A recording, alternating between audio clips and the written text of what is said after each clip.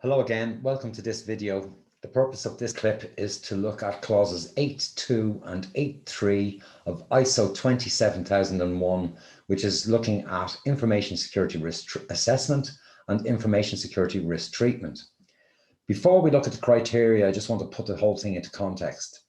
There's a reference to clause 612A in the opening sentence, and we've got to consider what the implication of that reference really is. Through clauses 4.1 and 4.2, we establish requirements and issues that need to be addressed with regard to risk assessment and risk treatment. And when we got into clause 6.1, we decided on a set of criteria for carrying out risk assessments of those issues. And through the risk assessment process, we determined risk treatments and so on at that stage. And preceding clause 8.2 and clause 8.1, under operational planning and control, we took the risk treatment planning that came around and about as a result of that risk treatment in clause 6.1. And we kind of started planning our process activities with those risks in mind. And in particular, customers will remember when they looked at the preceding videos, we produced a set of risk treatments and also assessed what the residual risk was going to be. So what we're really being asked to do now in preceding this particular analysis is bring into consideration the residual risks and the ownership of those residual risks during the operational delivery. In other words, when people are actually carrying out the processes. So let's read down through the criteria. Clause 8.2. Phil, just before, go ahead. People not get mixed up. In clause 6, it has the same two titles: information security risk assessment. Oh, precisely. And security risk treatment. Yes. So at first glance, to say, is this a repeat? But now we're into clause 8. We're into operations now. Yes. So now we're looking at the residual and risk and all at an operational level. Yes. So it's another pair of eyes looking at, not the strategic that we've been dealing with. Absolutely. Very valuable intervention, Vincent. Yeah, and clause 8. So just for anyone reading this, remember now, it's the clause 8 header umbrella of this. Operations. So I think with that in mind, though, you've got to consider as well that, you know, for contextual issues, they were very much kind of a static risk assessment of how some kind of external or internal issue might have an impact on operations, whether you're you know, carrying out the operation or not. You don't have any control of it. It's something that may impact from the outside. You can put controls in place, which is what we've done through the statement of applicability. So for all of those contextual issues, we've risk assessed them and we've produced a statement of applicability for those information security controls. But those risks, when treated, you know, there's an acceptance that you can't fully mitigate a risk unless you transfer the risk or avoid the risk by not doing the action. At this stage, we're considering, you know, that point where you bring all of the inputs into the process planning. So referring back to the 5 M's, Vincent. Oh yes, manpower, materials, machinery, methodology, and of course, Mother Nature. Mother Nature, the Americanism. No matter what you do. For the operation of processes. Yeah. But I think that's where the difference between static asset-based risk assessments that we carried out on contextual issues register. Now we're considering the processes, which is where all of those inputs come together into one flashpoint, if you like. And that's the moment when the person's carrying out that step of the process. Would you be more specific on that flashpoint, Phil? So that's where you're bringing the person, the system, the software, the requirements of compliance, the customer and the business all together. And that's where that flashpoint occurs. And that becomes one step of a process. Yeah. So it's that step, it's that carrying out that activity. I suppose an analogy that I've used when talking to customers through the consultancy process is the difference between carrying out a risk assessment of a car sitting in the car park. You know, it's an asset-based risk assessment. There's no particular risk unless, you know, referring back to Monty Python, piano might fall on from the sky. But, you know, other than that, it's only really when you carry out the task of driving the car down the road, that the environmental, the process-based kind of inputs Yeah. that you put into the process all amount to something. The training amounts to something. The, you know, the quality of the materials, the car itself, that amounts to something. The human behavior Yes. of the car driver Yes. and the pedestrians. But then you've got to remember, no matter how much in a contextual way, you know, prior to driving the car, you've mitigated the hell out of things by putting seatbelts in. You've, you know, put, you know, a fire suppressant in. You've got an airbag, and you've trained the person. So that's kind of clause 6. Yes. That's 1. But now you're into operation. Yeah. You've got the residual risk is, well, you've put all this mitigation in that you can control. Now it's entirely up to the driver of the car. They take responsibility. They're the owners of the risk, right? So with that in mind, let's look at the criteria, right? The organization shall perform information security risk assessments at planned intervals, or when changes, significant changes, in fact, are proposed or occur, taking account of the criteria we've just been discussing that arose out of 612A. So just to put that into context, you know, most people will have a risk register established for all of those contextual issues that arose out of clauses 4.1 and processed through clause 6.1. We're asked at this stage to, taking account of that criteria that we've used previously, now use the same criteria and the same type of mechanism that we've put in place to risk assess the process-based risks relevant to information security. So the simplicity of it is really what we have to look at from this criteria is the requirement is for carrying out a risk assessment at planned intervals, Vincent. And just by way of criteria would be typically the likelihood of something happening, the impact if it does happen, and the management attitude to risk or to this particular, which is an important one. Yeah, they'd be the criteria to be considered. Yeah, what you're asking for here. And I think the point there, then the second criteria in clause 8.2, the organization shall retain documented information. I mean, that's repeated in clause 8.3, but the reality is that, you know, if you've got a risk register for your processes, you're going to analyze the risk in linear sequential order for each of the activities. Yeah. And you're going to be looking at the information security risks of the data that's being manipulated, driven through the process, if you like, at each step. So you're satisfying a number of requirements by treating the data in linear sequential order and analyzing the risk of manipulating the data at each step of the process. You're now satisfying the requirement to assess the potential harm to the data through the life cycle of the organization, as it, you know, determining the data as it flows through the organization. So that's just a point that needs to be made with regard to the risk assessment of process. And just to draw out that first sentence, it says it shall perform. It's not optional. It shall perform at planned intervals. Now it's up to the organization to assess, you know, if it's very critical, what do you call it? You've got to also reference as well that when we, you know, viewing on the page, clause 9 and clause 9.2, the requirement for internal audit functions. So, you know, Enable ISO customers will be reliant on the internal audit function to carry out those risk assessments, because it's kind of complementary to the audit will be, well, are the risk treatments we've put in place, are they suitable and effective? Are they working? The training that we delivered, has that been effective? And we can test that through the audit function by having a conversation with each individual who's received training to get their perception and their level of understanding of the training and the controls that are put in place. So essentially, the first risk assessment and risk treatment, you know, as a desktop exercise will always be based on assumptions. But subsequent to that, you're testing those assumptions every time you carry out an internal audit of each of your process and each of your systems. And you've got to remember, we've spoken a lot about the establishment of a statement of applicability, which has a lot of documented risk treatments. So the risk treatment planning elements for clause 8.3 is now, okay, so we have a certain number of risk treatment plans already documented on our statement of applicability.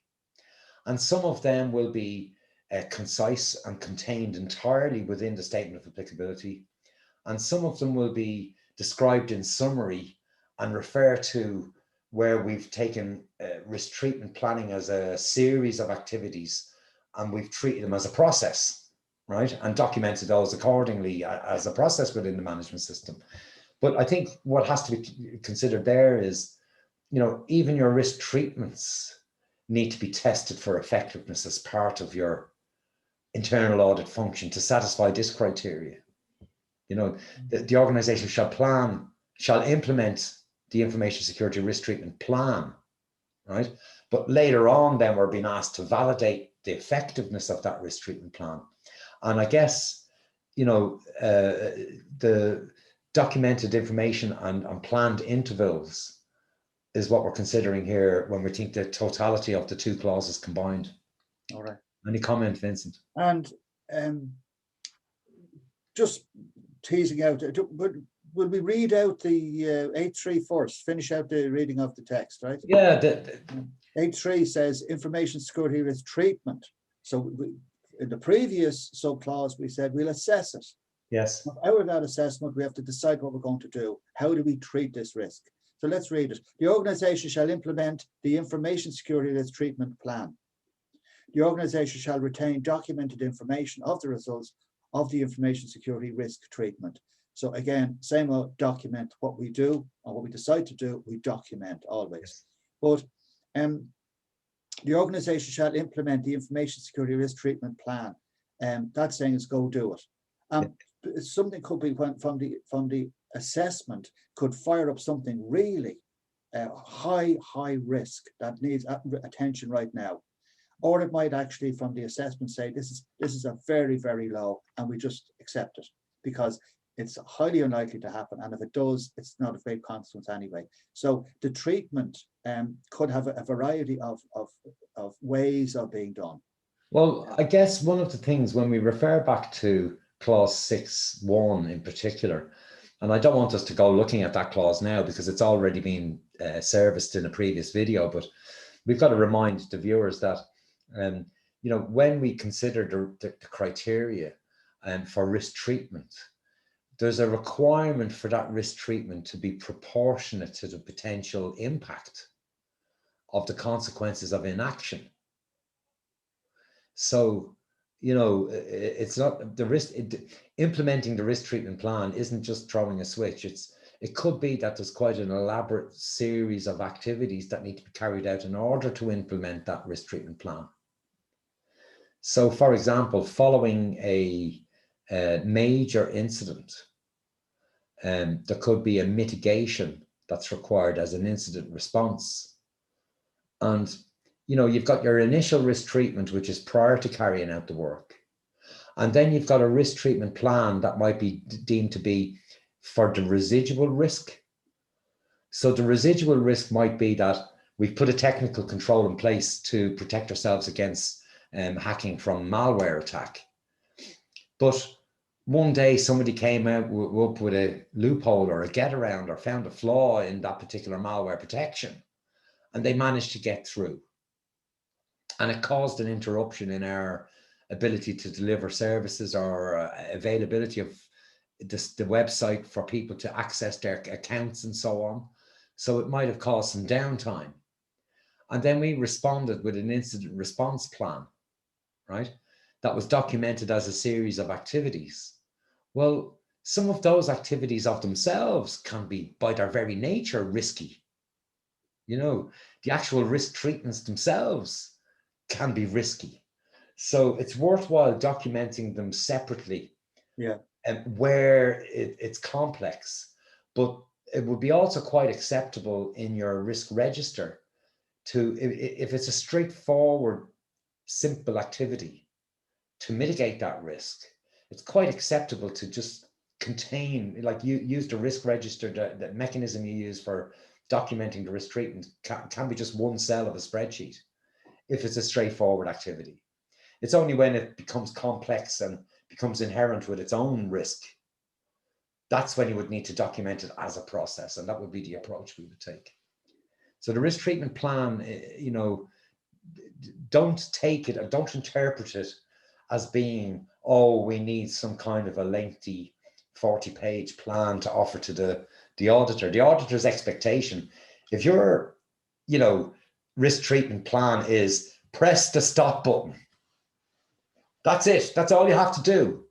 Well, just say it like that. You don't need a separate document with pros and separate controls, complexity without any necessity. It's only where you need to document it as a process. So you use a very, very appropriate word there, and I think it's an ISO commonly used word, proportionate. Yes. Is that's all the clause is looking for here is, here's a risk. We'll assess it according to we already pre-identified criteria, Yeah. and we assess, and out of that assessment we say, right, we're going to treat this risk, we're going to do something. Yes. Or not. And that should be proportionate to what we've assessed under criteria of the risk. Yes. And if you can't underdo it, let's just live with it. And it's a serious risk, wrong treatment, or it's highly unlikely, doesn't really affect, and we go off with a 40-page plan and a whole load of serious steps now because we think an auditor or somebody else might come and might seek this. Proportionate, I think, is probably the great word for this video today. But then we've looked at other words that are very important in relation to this aspect in previous videos, and you know, particularly to do with resourcing. You know, the organization is required to anticipate.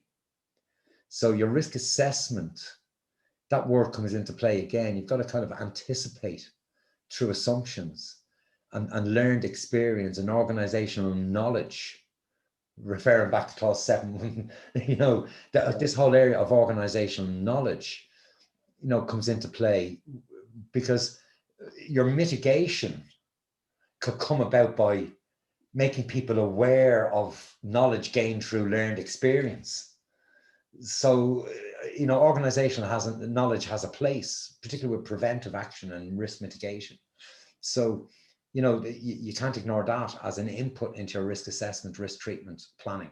Yeah. The other side of it that I'd like to kind of mention here in relation to clause 612 is, remember that that clause asked us to establish 2 sets of criteria.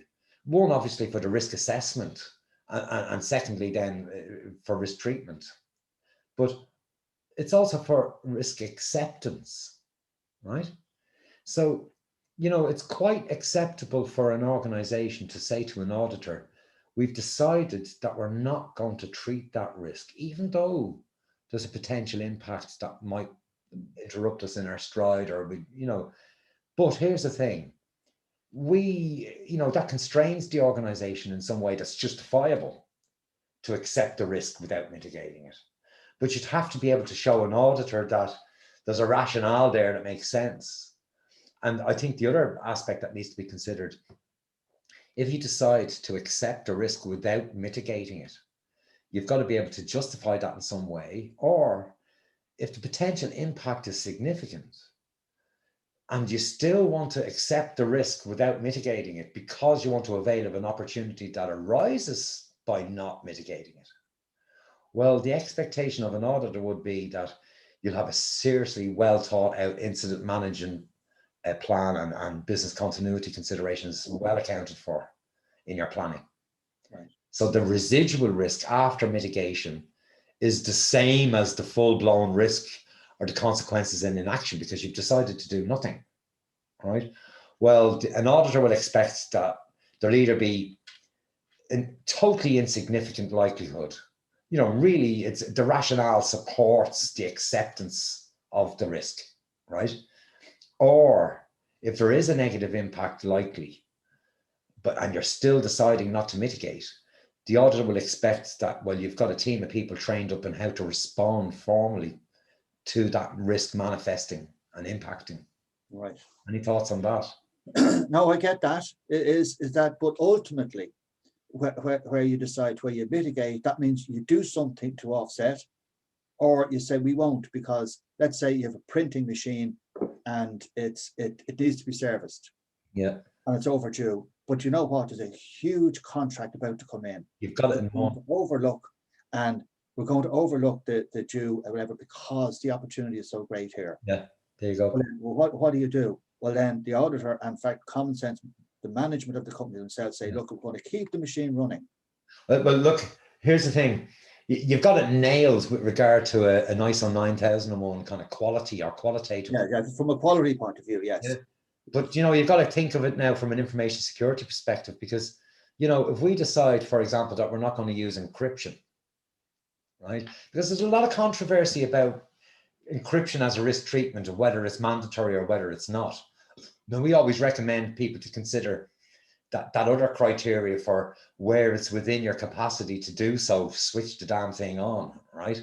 So without getting into too much detail on that, but with encryption, if we decide not to encrypt at a strategic level, right?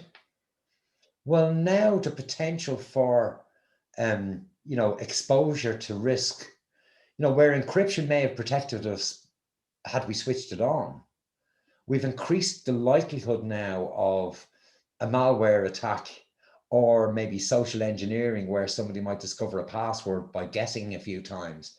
Well, encryption isn't there to protect us.